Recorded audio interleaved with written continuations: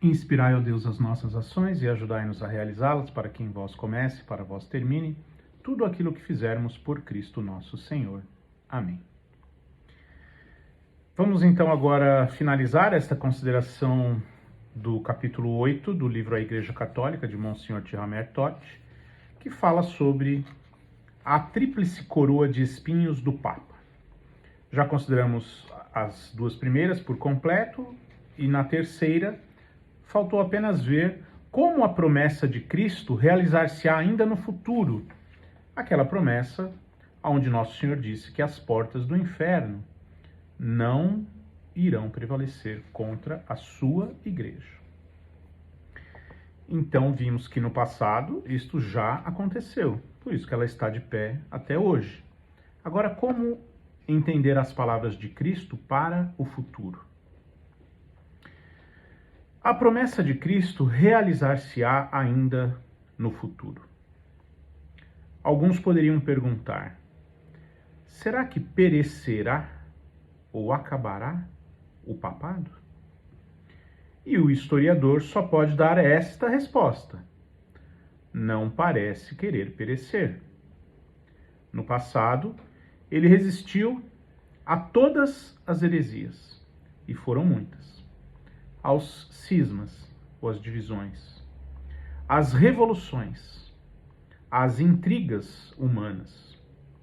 Nos nossos dias, ele cresce, por assim dizer, à vista dos olhos e torna-se cada vez mais forte.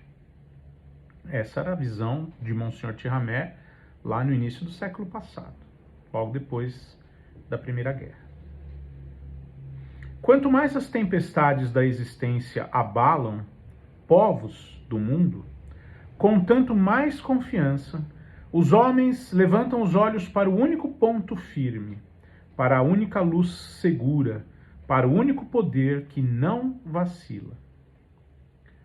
Todo conhecedor da história é obrigado a indagar a si próprio que misteriosa força é então essa que, desmentindo o cálculo das probabilidades, no meio das ruínas dos tronos e dos reinos, conserva o trono pontifical numa beleza intacta e com uma força de atração cada vez mais poderosa. Que força é essa? Se pode falar em milagre na história do mundo, essa inabalável instituição do papado, esse centro imutável do espírito europeu, constituem um milagre. Era certamente nisso que pensava o famoso historiador não católico Macaulay, quando escreveu estas palavras. Muito interessante a descrição que este escritor famoso no início do século passado fez sobre a igreja na história, sendo que ele não era católico.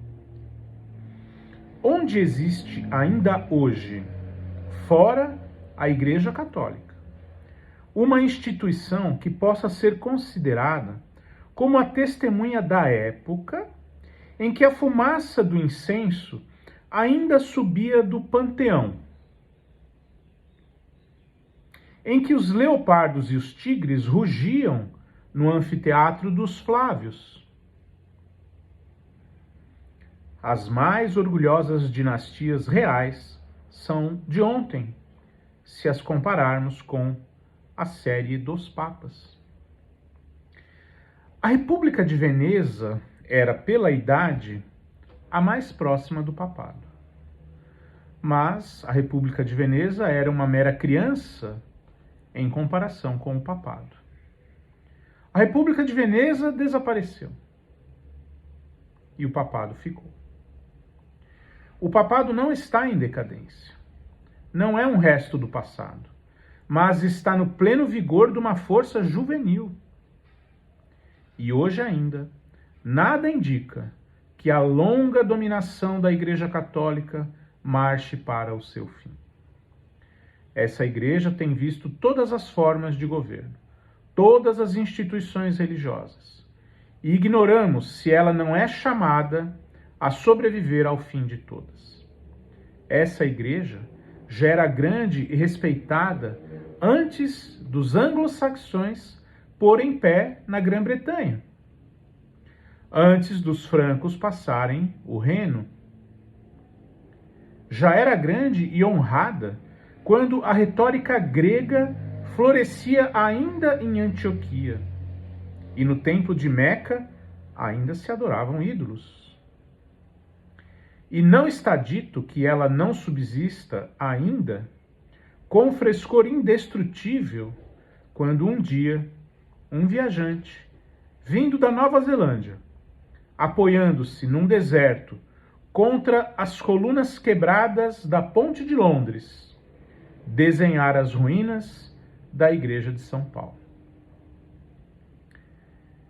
Então, esse historiador Macaulay, no seu livro Critical and Historical Essays, volume 4, página 98, fez esta belíssima descrição.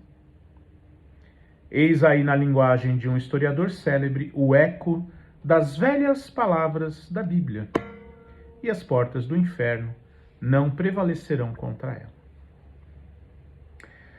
Agora, para encerrar, ele conclui esta bela passagem da seguinte forma: Meus irmãos, quem fora Deus, que tudo sabe, ou melhor, quem fora Deus, que tudo sabe, poderia dizer o que o futuro reserva. Reencontrará um dia o papado o grande brilho exterior e o poder que tinha na Idade Média? Ou, quem sabe, o Papa voltará a ser tão pobre quanto era São Pedro e pregará a Cristo errante e sem abrigo? Não o sabemos. Mas sabemos uma coisa. Sabemos que haverá sempre um Papa, enquanto viver um homem na Terra. E como sabemos isso? Porque enquanto houver um homem na Terra, haverá um coração humano, que terá necessidade do bem e do belo. Haverá uma razão humana, que precisará da verdade.